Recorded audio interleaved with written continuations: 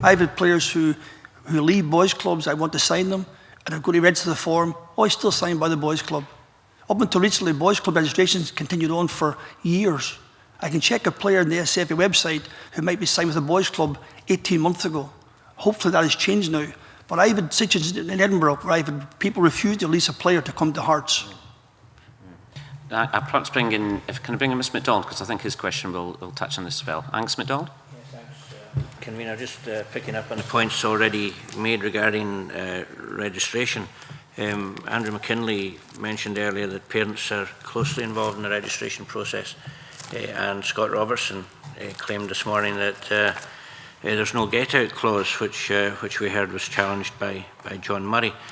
So picking up on the points raised by my colleagues Chick Brodie and John Wilson, can you tell us what advice are young players and their parents or guardians given at the time that registration is being contemplated, and what's done to make sure that both the player and the parents or guardians understand the implications involved?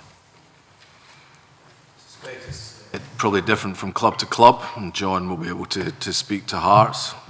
From my perspective, there is a form which is signed by, it's not a long form, it's just over a page long. In fact, I think you can now actually get it on one side of A4. There are 5 clauses in it, and each of those clauses up until is signed by player, the parent, and the club, and they go through each of those. It's not written in complicated legalistic language. I'm not saying, though, that in the particular heat of the moment that someone might just say, yes, I'll sign it, and off they go. I'm not trying to pretend that might not happen, but I suspect there will be different practices from club to club, but it's certainly intentionally made as simple as possible. Okay, Mr McDonald? I've just been given the form here, so yeah, it looks fairly straightforward. Mr Murray? Anyone else? Yes, we sign a form with the SPL and the SFL, the SPFL now, and parents sign all documentation. There's also a club code of conduct and a player-parent code of conduct.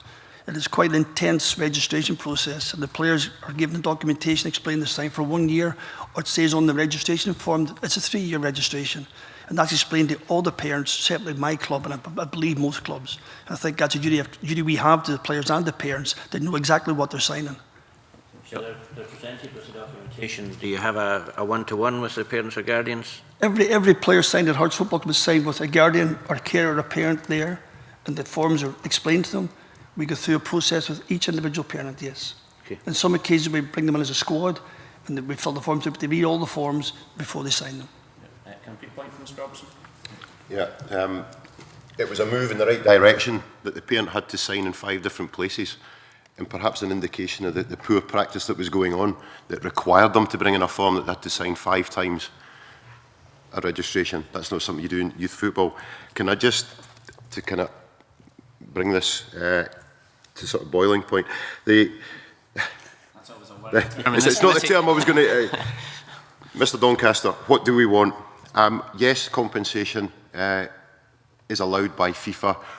Myself and Willie perhaps argue that maybe compensation should be paid to a training club once a player turns professional, not while they're 12 and 13. The other thing we want, and I would ask the members of the committee here, do you think it is fair? Do you think it is reasonable? Would you allow your child, do you think this is at the centre of putting the child at the centre of this, if at 15 you sign a 1-year registration and then the club, and only the club, has the power to keep your son or daughter for a further 3 years without them having a say in it? There is no get-out clause.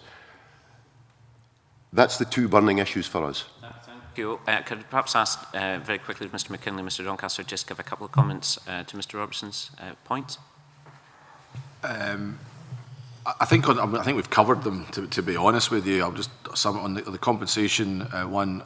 We feel that we have come up with something now which is much fairer, is much clearer, and is properly based on a proper reimbursement of training costs, which, as I said earlier, is something that we have a mandatory requirement to put in place from FIFA.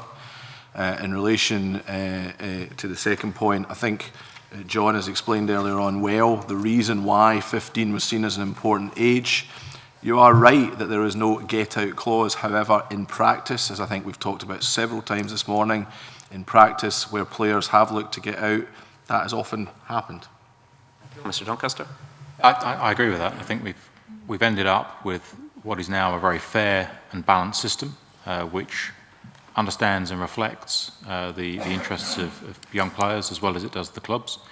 It's imperative that we retain a real incentive for clubs to continue to want to expend huge amounts of money on training young players. And we need to be very cautious about doing anything that is going to remove that incentive. Because if we end up in a situation where we have the freedom that perhaps some are looking for, but clubs don't want to train any players anymore, I do not believe that that would serve Scottish football or Scotland in any way. Get a very quick point from Angus MacDonald. Yes, thanks, Convener. We heard earlier an allegation that young players are not playing because clubs can't agree on compensation. What do you say to that? Nothing to agree. There's a clear matrix which gives the amount. Whether or not a club wishes to pay that amount for a player, it's entirely up to that club. It just seems crazy to have, if there are players sitting idle, for want of a better word, you know, surely... And that's why often agreement is reached that no compensation is paid or a lesser amount is taken by the other club. But there is an amount set based on reimbursement of training costs for the clubs that have spent a lot of money. Okay. Just a very quick point, Mr Murray, because I need to move on. I don't know anyone who wouldn't want their sons to go to achieve something better. I think they're going from grassroots football to senior clubs, which I think is an incentive for players to go and improve with better coaching, qualified coaches, and a better structure. I don't know any parent wouldn't want that for any of their children. And I can assure you that up to 14, any kid can walk in a club anytime they want. And I've not seen any instances where you come up with these statements about certain things. You have 3,500 players paying, and we have to pick from that the cream of the crop, and that is the job. Use grassroots football. I have teams in Edinburgh who have 3 and 4 teams of the same age group, all paying money per week to play football. Every club in Scotland, the 42, do everything free of charge to the players. Everything is done for these players regarding their health, their nutrition, their football training, and everything else. Yeah. I'll bring Mr Robertson at a later date because I've got to get through a couple of other questions. Mr Torrance? This may not be answered, but anybody could add anything additional. Under the new compensation schemes, what are the positive, but also the negative aspects for young players? From my point of view, we recognise that clubs should be entitled to compensation at some stage, but only when the player signs a professional contract. We forget that some of the greatest players that ever played football for this country, unfortunately, have not come through the pro youth system or Academy Scotland. When you look at the Sounessies and the Dalglishes and the rest of them, where are they now? Where are they?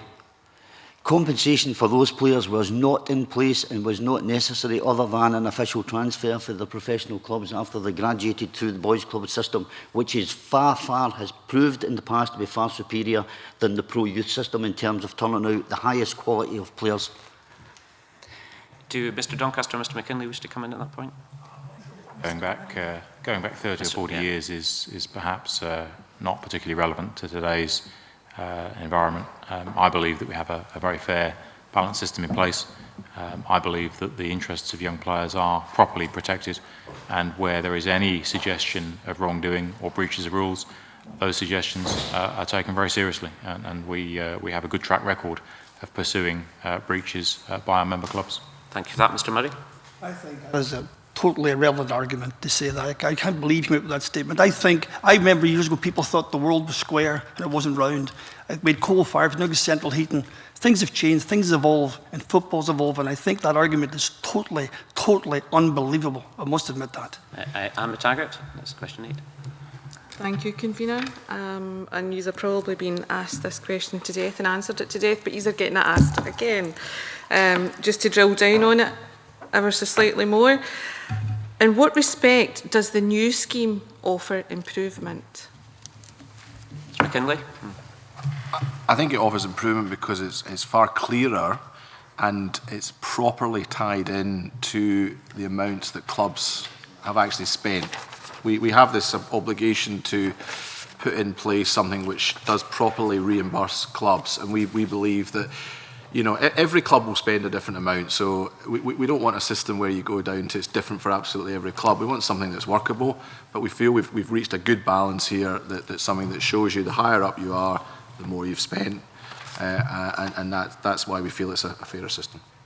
Anna Taggart? Just on the back of that, particularly in the smaller clubs, to what extent does the compensation scheme support youth development? I think again they're still reimbursed for the money that they put into it. John probably will give you more on this, but clubs find their own levels and they're happy to work at their own levels. Some of them aspire to go up. We audit every year in relation to our Club Academy Scotland star ratings, and you do find, as you'd expect, some clubs wish to go up the star ratings, so that option is there for clubs. Chick Brodie? Yes, thank you. One last question.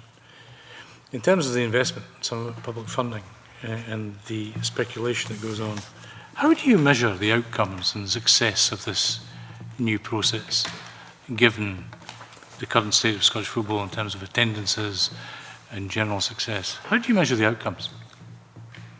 Mr McKinlay? I'll try not to ramble on too much about this. A couple of years ago when the Chief Executive, Stuart Regan, came to the Scottish Football Association, there was a lot of work done around bringing in place a new performance strategy. We have Club Academy Scotland, we also have performance schools, we have various other things which hopefully, and it was called a 2020 vision for obvious reasons. We may not know until 2020 whether or not we have been successful in that. However, what I would say, and it is very current, is we are seeing some good signs of things happening. For the first time in a long time, we won the Victory Shield at schoolboy level last year. We have just this last week had an under-17 teams in the finals in Malta who got to the semi-finals of the European tournament, first time ever at that age level. So I'm very hopeful that we are seeing things, but I'm Scottish. It's the hope that kills us. And, you know, let's hope that these things do come through in time. And you will only be able to measure them in hindsight. That is a difficult one. Yes, Mr Murray? On the basis of the club system, I understand the Scottish national team, but I think the main job I have at the moment is to develop players for Hearts Football Club. But we've got loads of players, as do all other clubs around Scotland, playing for lower leagues teams, lowland leagues, first division, every league in Scotland, there's Hearts players playing in. We've also got players playing for boys clubs. And our aim at Hearts is to get players into Hearts, developing the good players to move on to a higher level, to achieve better standards for Scottish players. But it's a fact that 99.99% of the players in the national teams come from the top, probably 12 teams in Scotland, who invest the money because they want the best players. And that's the same anywhere in the world. We're no different than anyone. So we're measuring it on the financial benefits? No, not any other benefits? No, I look at players who develop to go and achieve better things. You just said they talked about the money. No, that's what this is about. The top 12 teams produce the players. No, the money is not. The moment we pay money out to develop players, boys clubs get money in for parents for their grassroots football. They're self-financed. The clubs pay a lot of money to develop players for Hearts and for Scotland. We're now down to the last minute, so I'd like to ask Mr Robertson, Mr Smith, to have a very quick comment. If you can keep it under a minute, Mr Robertson, I'd be very grateful. I will. I just wanted to come quickly back to Mr Doncaster, who said that the 15-year-old that can then be held captive for the 3 years, the clubs feel it's important, the clubs want that, the clubs feel it's the right age to identify in which to put that mechanism in. This is not what is best for the clubs. This is not why we're sitting here today. It's what is best for a 15-year-old boy. Not a football club, a business. It's what is best for the player. The player has to be at the centre of the decision-making process, not the club. Mr Smith? I made a final comment there earlier on, my last comment in relation to what's been produced for the money that's been invested that Mr Brodie was going on about earlier. And thank goodness the Scottish team, in terms of the pool, has now something like about 12 players in it, between 10 and 12 players, selected who are born in another country, play in another country. That tells me, Mr Murray, the system is failing the country because you're not producing the players for it. Thank you. Can I put just a very last word to Mr. McKinlay and Mr. Doncaster? Obviously, we're here, there is a wider issue here, but I just remind people that we're talking about the merits of the petition, and our job is obviously to look at how we can take the petition to the nth degree. That's the job of our committee. So, Mr. McKinlay? Just very briefly, I think in fact, my answer to your first question, Mr. Chairman, was the steps that we have made in the last 2 years. We've made a good number of changes. I think there will always be some rules which my friends don't like, and until we change them, then I'm sure that they'll be not be happy, and they will continue with that pursuit, and I understand that. Final word from Mr. Doncaster. Not much to add, Chair. I feel that the Scottish football has made a number of very positive changes over recent years. I do believe that the system we have now is a very fair system that looks after and protects the interests of players, and where issues have arisen, where concerns have been expressed, we have addressed them proactively in partnership with the Scottish FA. And well, can I finally thank all of our witnesses for attending today? I know there's some difficult issues and there's been some fairly fierce words about it, but at the end of the day, I think we're all interested in football and we're all interested in young players, and I think what this committee will do now is go away and consider the evidence, and at a later date we'll look at the next steps for this petition if the committee are agreeable on that. But could I finally thank each and every witness today for coming along. I've really appreciated all your comments, and I'll suspend for 3 minutes to allow our witnesses to leave. Thank you very much.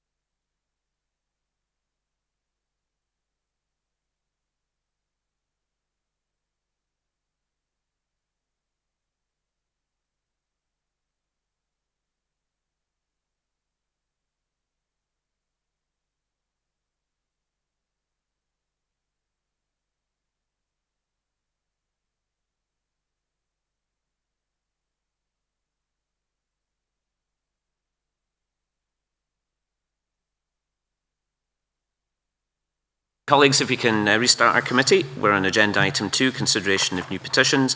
The next item is PE 1515 by Mike Napier on asylum in Scotland to Glasgow University Rector Edward Snowden. Members have a note by the clerk, the spice briefing the petition. Could I welcome the petitioner, Mr Napier? You're very grateful for coming along, Mr Napier. I appreciate your time.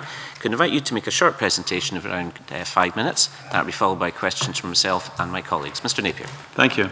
5 minutes is obviously very short to deal with a topic as vast as the government harvesting every single keystroke from everyone's computer and every single email, every single text message, every single search, and millions and millions of webcam images. But let me try. Edward Snowden was elected by an unprecedented number of Glasgow University students. By electing him as rector, they're making a statement against saturation surveillance by the National Security Agency in the USA, and the information in the public domain which Edward Snowden has placed there, which is massively uncontested. The interpretation of it may be contested, but the information he's put in the public domain of saturation surveillance by the American and British governments of every single citizen is uncontested, and we owe him a huge debt. The aim of this petition is to ask the Scottish Government to offer Edward Snowden asylum in Scotland now, conditional upon a yes vote on September the 18th. Now, whether the people around this table are in favour of a yes vote or no on September the 18th, all can support the notion that a whistleblower like Edward Snowden, to whom we owe a great debt, should be offered political asylum. He's in Russia at the moment. When the Americans cancelled his passport, when he was trying to get to South America, he was locked up for 39 days in the sort of stateless person room at Sheremetyevo Airport, during which time he applied to 21 countries for political asylum. US pressure prevented any of them from acceding to his request. He says he'll take political asylum in any country that respects free communications and freedom of the press. The fact that he's in Russia is now being spun to suggest that there's something untoward about his situation in Russia. And I'm really reminded of the old, I think it was Yiddish story of the man who murdered both his parents and then asked for clemency from the court on the grounds that he was an orphan. The Americans are now saying because he's banged up in Russia, there's something untoward about his relationship with Russia. But he's striving with might and main to exit Russia and get to some other country which will offer him asylum. I don't have time to go through the whole thing, but in question time I can look at the various different programs that Edward Snowden has put in the public domain, which shows that you are being surveyed almost every second of your working life through harvesting that data.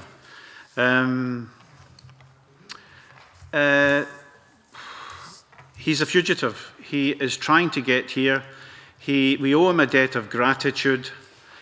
I think the final point I'd like to make in 5 minutes and 300 seconds is that whistleblowers are people who deserve our support, not just people like Edward Snowden, who reveal something that's of great importance to all of us, and it may be that he's right, that every single child born today will never have any private life.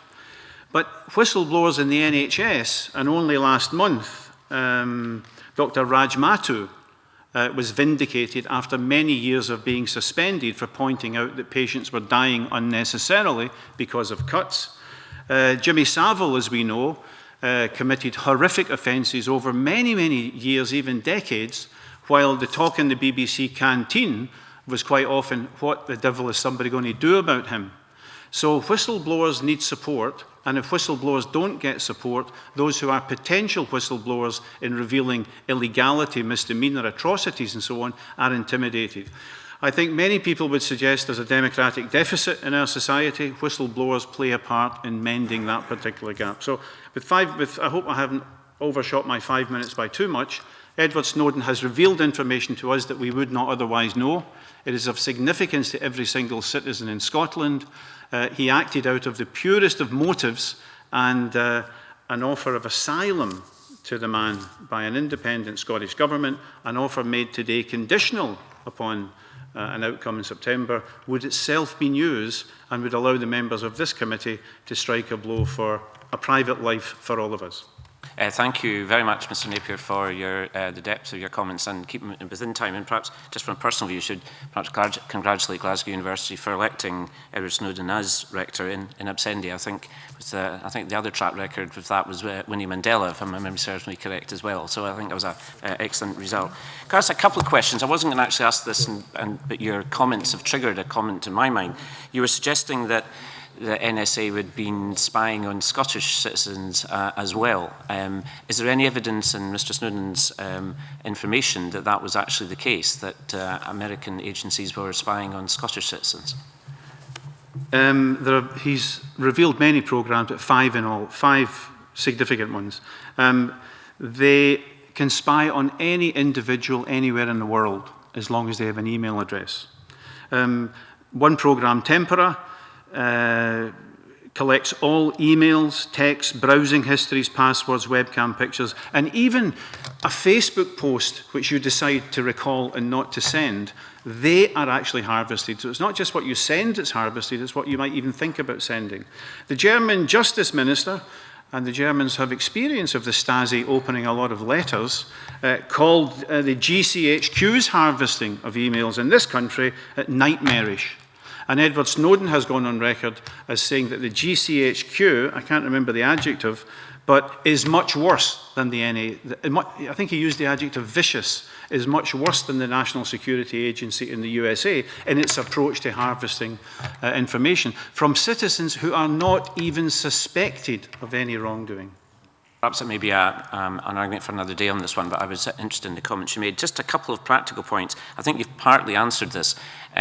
Clearly, the UK currently has a duty and a role over asylum. You were saying that America persuaded a lot of its allies not to allow asylum. I take it there's been an official answer from the UK government that they will not grant asylum to Mr Snowden.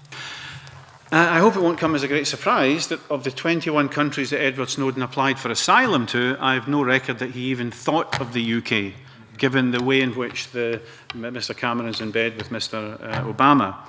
So he didn't even think of applying. He thought it was a lost cause. I think Scotland would be seen as quite different. So, I mean, obviously, I won't get pedantic with you, but clearly, if we're in the current arrangements, if the UK granted asylum, that could be within Scotland, since we're still part of the UK. But I was just wanting on the record whether there was a decision by the current UK government on asylum or not. As far as I know, none.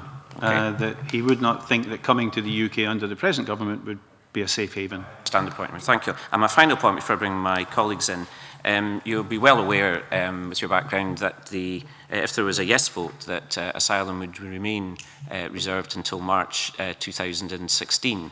And thereafter it would be a competence, if it was a yes vote, for the new Scottish Government to make a decision on asylum or not. Have you had any indication from the current Scottish Government whether there is likely to be favourable to Mr Snowden's application for asylum in the event of a yes vote? Correspondence was, I think, very unsatisfactory. The reply was, we will deal with each case, with each application on a case-by-case basis in the future. So I don't think it's appropriate to say we'll deal with Edward Snowden on a case-by-case basis. I think we all owe him a favour, and I'm very disappointed in the response of the Scottish Government to the correspondence. Thank you, Mr Napier. I'll bring my colleagues in. I think Cameron Buchanan wished to get in, and then I'll bring in Chip Brodie. Good morning, thank you. I just was more in question of the fact is if he gets, it's not really the details of it, if he gets asylum and we are independent, surely the Americans could still put a petition in to extradite him, and that would cost a lot of time and money. He wouldn't get away with it, would he? That would be my worry, or the worry more from the point of view that he would be extradited from Scotland to the United States. Well, first of all, it has to be a crime. Glenn Greenwald and the team of journalists who've been releasing his information into the public domain have just been awarded the Pulitzer Prize. It's very clear that he's a whistleblower, that no crime has been committed, no foreign state is involved, and if the Americans wish to extradite someone, they have to specify a crime. No crime has been committed. Thank you, Edward Snowden should be the appropriate response, not a jail sentence. Excuse me, we've got the example of the Westminster bankers who have been extradited from the UK to America with long jail terms. America doesn't have a very good record of this sort of thing. of whether they committed a crime or not. Under our extradition treaty, they could extradite him in sort of spurious grounds, could they not? And I would be worried that this could come up, you know, it would cost us a lot of money, or it would cost us a lot of time and money. The last, another individual who was elected rector by Glasgow University students in 2004 was an Israeli whistleblower called Mordechai Vanunu. He was lured to Rome and then kidnapped, injected and taken in a speedboat to Israel and suffered 20 years in prison, including 12 in solitary confinement. He's still detained in Israel and not allowed to leave. So yes, there's always a possibility of kidnap, there's always a possibility of extradition, but I think given that Edward Snowden would like to leave Russia, would like to come to a country with a free press and free communications, it would be an honour, I think, for Scotland for him to come here. He's a planetary figure. Most Americans consider him a whistleblower rather than a traitor. I think the discourse that treats him as a criminal is a minority discourse, and I would ask this committee to act on the basis that we owe him a huge debt of gratitude for bringing into the public domain this uncontested information about saturation surveillance of all of you, as well as myself and everyone in the room. And then John Wilson. Thank you. Good morning. Thank you. Where to start? I think what Mr. Snowden did was brave. I tend to look at somebody also like Michael Moore, who I'm not the former Scottish Secretary, but the American writer who has indicated many of the actions of the United States. And of course, it's not just the United States. We've heard the news this morning of China versus the United States in terms of leakage of information or seeking of information. My problem in this is, you know, how would we change this surveillance, which, of course, we know goes on, and as you rightly point out, of each and every one of us, which is wholly unacceptable. I just don't know why offering Mr. Snowden asylum here, how we're going to change that ethos, because it will still go on. I sympathise with his case. I think that he certainly has done a lot of people favours by declaring the information, but I just wonder, offering him an asylum here is not going to change anything, is it, in terms of the problem that we currently face in terms of not having open governments or leaders who are unable to open their governments? One could have said the same thing about any other major world issue in the past, slavery, women not having a vote and so on, that a single action would not solve the problem. No one suggests that it does. But can I go back to the previous question about illegality? The American president's own body, the Civil Liberties Oversight Board, found that these programs were illegal. So the burden of proof to escape from criminal accusations is not on Edward Snowden, but on those running the programs. In terms of Edward Snowden being here, I think we need a discussion. We need a conversation.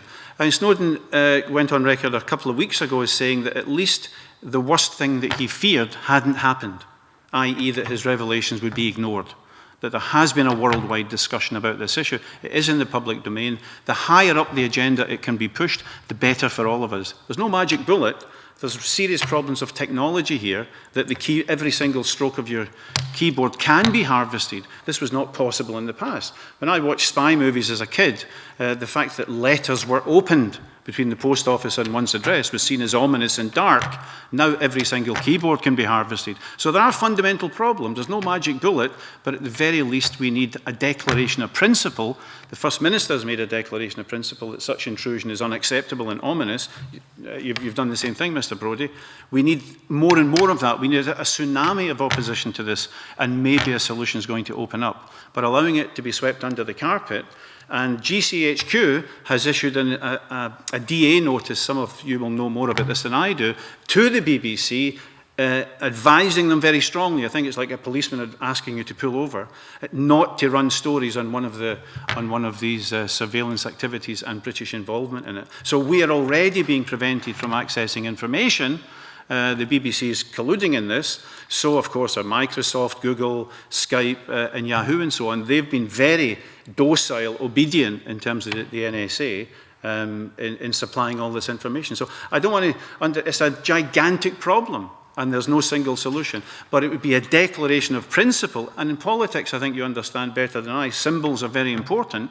And an offer of asylum to Edward Snowden now would be news. His election as rector of Glasgow University was reported in, I think, about 200 newspapers and TV stations worldwide across the USA. These acts are significant, and I would ask the committee to take that action. Okay, thank you. John Wilson. Can I say I commend Philip Snowden for the act that he carried out in actually releasing the information, and I welcome this petition before the committee. I'm one of these individuals that may have been decried as a conspiracy theorist in relation to what's going on in the world and what various governments are doing. But clearly what Philip Snowden highlighted was not just... Edward Snowden, it's Philip Los Angeles, think about it. The situation in relation to NSA, but also in terms of the involvement of GCHQ and the free exchange of information between the British security forces and the NSA, particularly when many people don't actually realise that the US government runs a listening post in England that's ostensibly run from an RAF base, but is almost predominantly staffed by American personnel linked to GCHQ, listening and monitoring and surveilling potentially every citizen in this country as well as Europe. So there is an issue we have to highlight, as you've said, Mr. Napier, about every keystroke, every communication, whether that be by email or verbal communication on the telephone or mobile phone or any exchange, could be being listened into and being monitored by security services. So there is I think it's good to highlight that situation so people are aware that the wrong people are actually being prosecuted and persecuted for the actions that they took. However, I do have some concerns about the validity of the petition at the present moment, because my concern, Convener, is that under the present treaty arrangement that the UK government have signed up to with America, then if Mr. Snowden was to come into UK soil, then he would be extradited. I think Cameron Buchanan highlighted that under the existing extradition treaty that exists.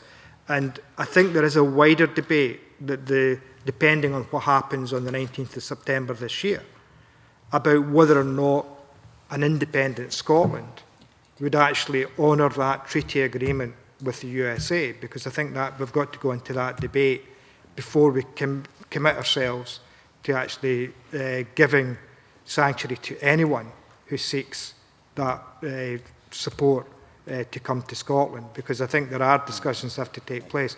I would suggest, Convener, and I respectfully ask Mr. Napier to comment, do you think it would not be not appropriate to hold off with this petition until we get the result of the referendum on the 19th of September, so that we could actually then take forward this petition to actually get a reasoned response from the Scottish Government based on what we can deliver, rather than offering false hope to Mr. Snowden. Before I bring Mr. Napier in, just for information, I think John Wilson raises a very good point. I had a look at the white paper last night, and page 260, it says, and I've summarised, an independent Scotland will obtain the current arrangements for extradition. So I think that possibly answers Mr. Wilson's point, that's been quite clear in the white paper, and that is obviously the Bible one way, whatever way you view that, in terms of what will happen if Scotland was independent. So I think that point has been answered, but I certainly welcome Mr. Napier's view on what would you want this committee to do, because you're the expert on your petition. First of all, I think it's nice to have an offer. It doesn't mean that you're forced to take it up. And the offer of asylum to Edward Snowden would be the significant part of this. He would obviously have to evaluate the risk of... Sadly, we live in an age where We know about rendition, and people have been snatched and sent off for torture in countries I've worked in. So the record is pretty appalling in terms of people being kidnapped and tortured. So anyone accepting an offer of asylum would have to evaluate the risks. But the offer itself would be a declaration of principle and would be a way of saying to someone that we oppose the harvesting of every keystroke.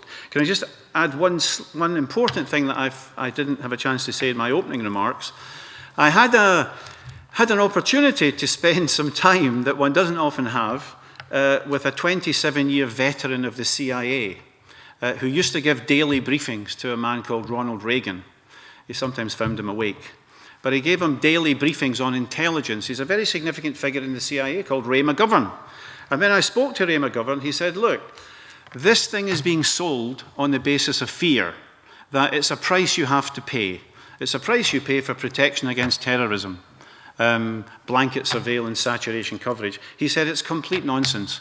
The official American government bodies have come up with a figure for the number of terrorist attacks prevented by these saturation surveillance programs. I'm not very good at statistics, but I can remember the number 0. In fact, the biggest prize they could brandish in 2007 was that a Somali taxi driver in America was transferring $8,500 to Somalia. God knows what it was for. It could have been for his family. But that was the trophy that cost billions of pounds in saturation. So an insider from the CIA, from the upper echelons of the CIA, is going public to say the price that we're being asked to pay is a price that gives us no protection whatsoever. Just before I bring Mr. Brodie in, I think it would be useful for the committee to get a strong steer from yourself on next steps. I think Mr. Wilson was suggesting, one option is that we could defer consideration to after the referendum for obvious reasons. Obviously, another one is that we write now to the Scottish Government to ask their views, although I think you've already possibly identified correctly what the Scottish Government's view will be. Which of that or the other options would you prefer this committee to follow through? The worst thing for anyone who's a fugitive and being victimised for doing something noble, whether it be in solitary confinement, in prison or whatever, is the feeling that you're alone. One can suffer greatly with the idea that people out there know what's going on, but the idea of being isolated can be very demoralising. Snowden's election by Glasgow University students was very... he felt great afterwards. It made him feel good, even when exile is being used as a punishment against them. So I would ask the committee to push this petition as vigorously as possible, as quickly as possible, and that the offer be made.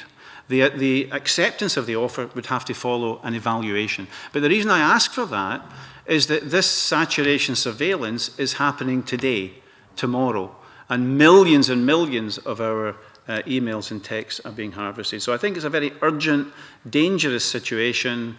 It goes well beyond the nightmare scenario. The imagination of George Orwell could not encompass this power by Big Brother. And I think, given the size of the challenge, if I can say the danger, the response needs to be commensurate. And I would ask that we don't get up too close and look too closely at the future extradition arrangements following. The referendum may be yes or no in result, but an offer by a statement of position by this committee would be, well, I was interviewed by the Russian news agency and a couple of other international news agencies today. The deliberations of this committee are going to be significant. So I would ask us to take a position of principle and to push the petition as vigorously and as quickly as possible.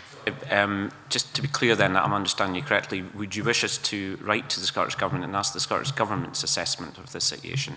Would that be useful, or would you wish it to, it doesn't sound like you wish it deferred until after the referendum? I would not wish it to be deferred, Chair. I would wish you to write to the Scottish Government and ask for a clear answer.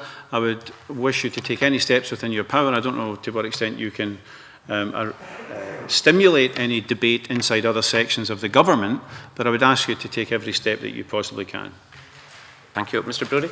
Yeah, just briefly, when you alluded to Scottish Futures, I'm so glad that you've read it, Convener. I would hope that... Were you any doubts, Mr. Brodie? I'll ask you questions later. In the issue of extradition, there would have to be, I would hope, going forward, evidence of criminality.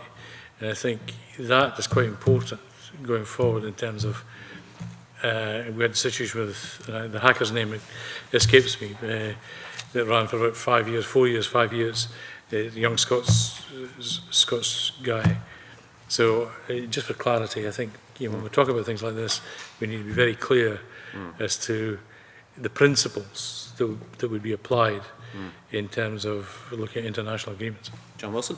Convener, just one question to Mr Napier. Do you think it would be appropriate for this committee to offer false hope to Mr Snowden regarding political asylum if on the 19th of September and beyond the 19th of September, irrespective of the outcome of that referendum, the extradition treaty with the United States is not revoked? There are moments, there are huge issues at different periods in history, and this one is the big issue today. I don't think that Mr Snowden's naive. He has taken this step. He's given up, as he said, living in paradise in very secure conditions, high salary, great life, and he's taken a step, and looking back on it, he is pleased that he did so, despite the dangers, despite, according to very reputable US media sources, elements inside the American intelligence community openly discussing the option of killing him. And this has been discussed in the media as well. He thinks he took the right step. He will not think that the offer of asylum by a committee or by a group of parliamentarians means that it's a done deal and that he should buy a ticket from Moscow to Prestwick or Glasgow. But it will be a morale booster. It will be a signal, by the way, more importantly, to people in Scotland that there are people inside the Parliament who view the saturation surveillance gathering very, very seriously indeed, because not much is coming out from the political domain that this issue is treated with the gravity that it undoubtedly deserves. So I think this would be newsworthy, and it would be newsworthy as a declaration of principle. And if I may say, and I exclude people inside this room, politicians currently have a very poor reputation indeed. They are very low in public esteem, and this is a young Parliament and hopefully will escape the opprobrium of their partners in Westminster, where the majority had to return money wrongly obtained in the last Parliament. But I think this is an opportunity for parliamentarians to change that, to win back public esteem by being seen to take a stand on an issue of principle, and the details can be ironed out later. I would love to continue longer with this debate, as I'm sure you've identified, but unfortunately we have other petitioners. But if you could just remain for a second, we're now finished the questions, and it's for the committee to make the decision, as always. So we're at the summation point, so we have to decide what we do with the petition, as you'll be aware. You've helpfully given some advice to us on next steps, but again, this is for committee members to look at next steps. I mean, my own view is I think there is merit in asking the Scottish Government its view. You've probably identified what you think the view is, but I think, as always, we normally write to the Scottish Government because it does deal with the Scottish Government function. But again, I'd like my colleagues just to see their individual views on this matter. Chip Brodie? Difficult, Convener. As I said earlier, I sympathise with what Mr Snowden did, was forced to do. I take the point that John Wilson made about offering false hope, and while a letter to the government might produce the same answer that Mr Napier has had from the Scottish Government, I just wonder if it's wise to do anything. This is not what's the phrase, kicking it into the long grass, that it's wise to do anything until we know the situation after September the 18th. I don't like unnecessarily prolonging decision making, but I just